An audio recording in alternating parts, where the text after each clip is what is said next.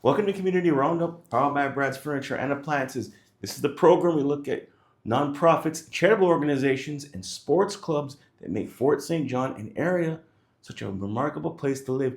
My name is Ed Hitchens, and I am your host. And today we're joined by Rita Schonewille, who is the president of the Fort St. John Peace Seniors Connect and Care Society. Rita, I thank you very much for joining me. How are you doing today? I'm good, thank you, and thank you for having me. Okay, all right. So, we just talked about it off camera. As you get a little bit older, your circle tends to shrink a little bit, whether or not family members, relatives, or friends that you grew up with. They tend to they pass on as you get older, and That's your right. circle gets a little bit smaller. And I know there's been a history of this organization for a few years within Fort St. John area. But for individuals who are watching this that don't know, just give us a brief rundown from the organization from its founding into the present day. Go into that.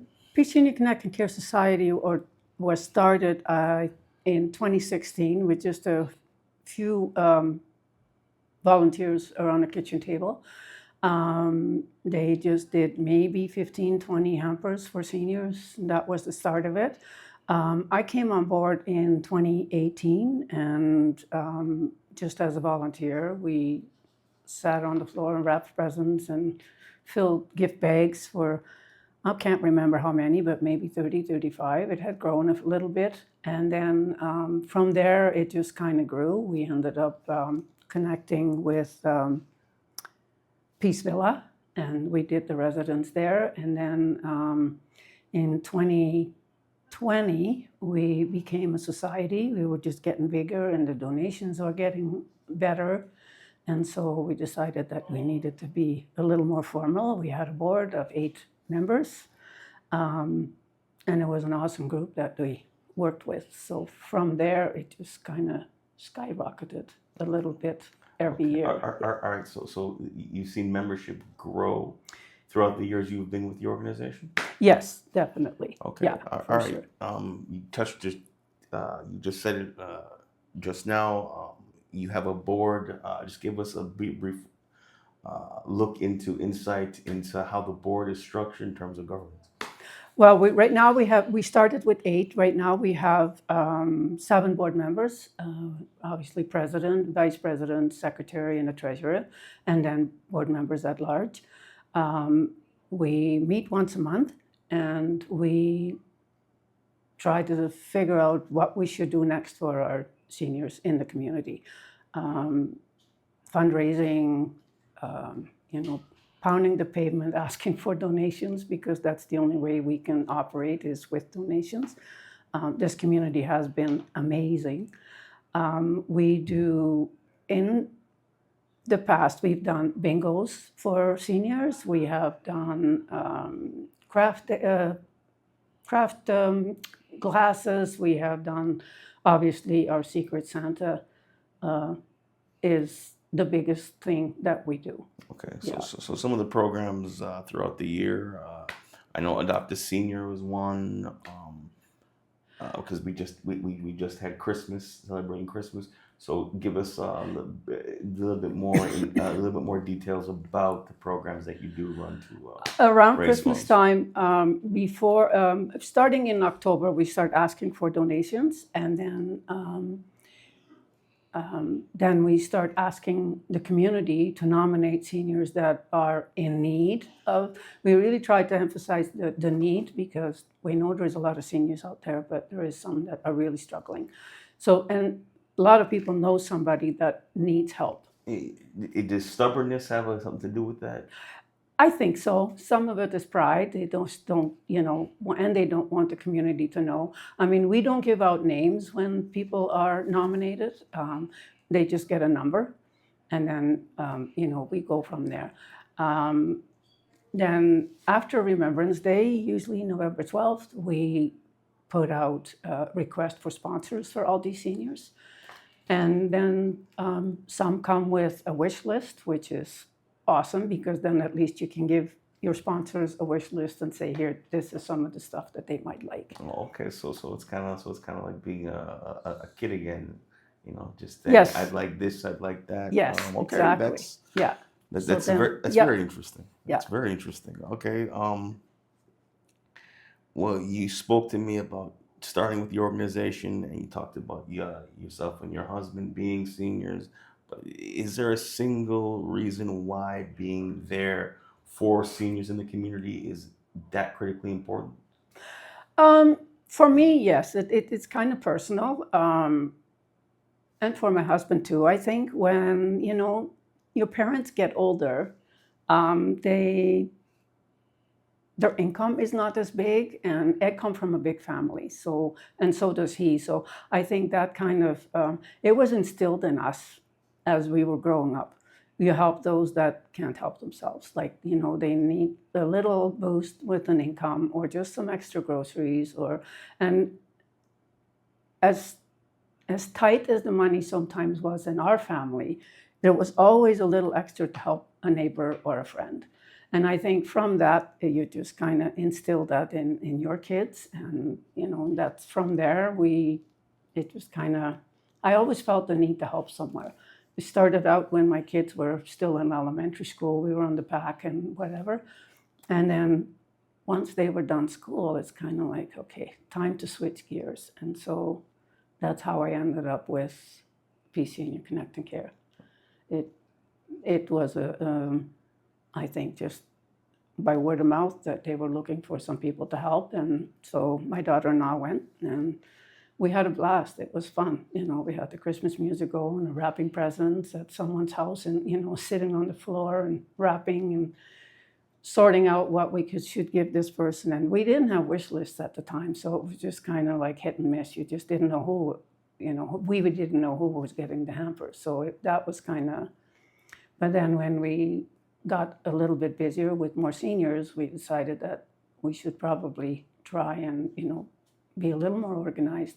And then Peace Villa came on board. We approached them, and the staff at the rec department has been amazing because they have helped us get wish lists from all the seniors in Peace Villa. So it was really easy to shop for them because they got what they really needed and something that they wanted. And then as we reached out to the community, if they had a wish list, they would send that to us. And then if there was no wish list, they would get gift cards. Okay. And they could use them in any of the businesses in town. Okay. Yeah. Yeah, we know charitable organizations, nonprofits, do have that obstacle to get funding. Can you just point out some of who are the biggest funders in contributing funds to keep this organization going, keep those wheels turning? Like I said before, we send out an appeal for donations, and we've had some amazing donations over the last few years.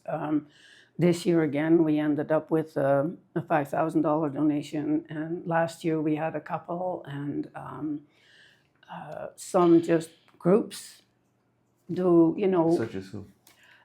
Off the top of my head, I can't even come up with any. Sorera's was one of them. CNRL was another. Propile has been amazing with helping us, and then of course the smaller businesses too. They all seem to.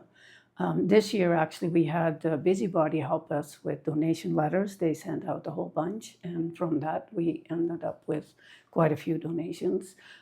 Lots of gift cards is something that we are always struggling to have enough of.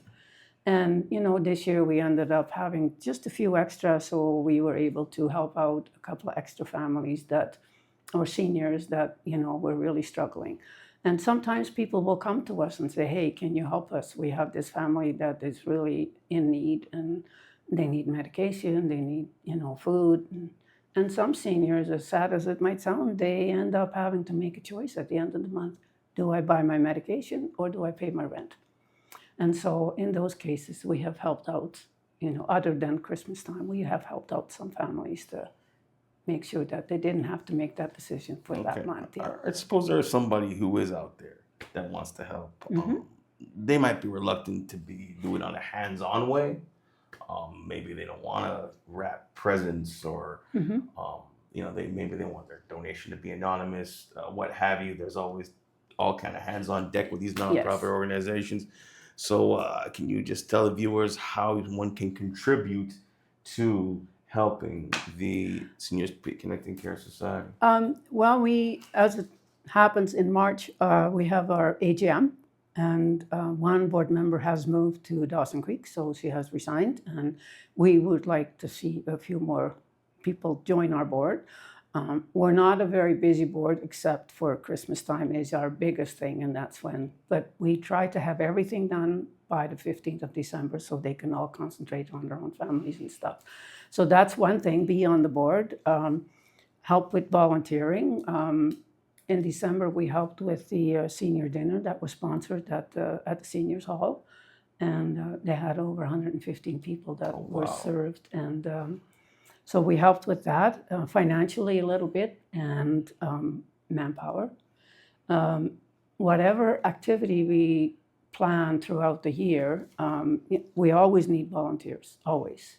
So they can go to our website. We have a Facebook page, or they can send us an email, or they can call me, and we can set up something so that we can try and figure out and see what their interests are, or where, and what they would like to do. Okay. So just before I let you go, you just touched up on it.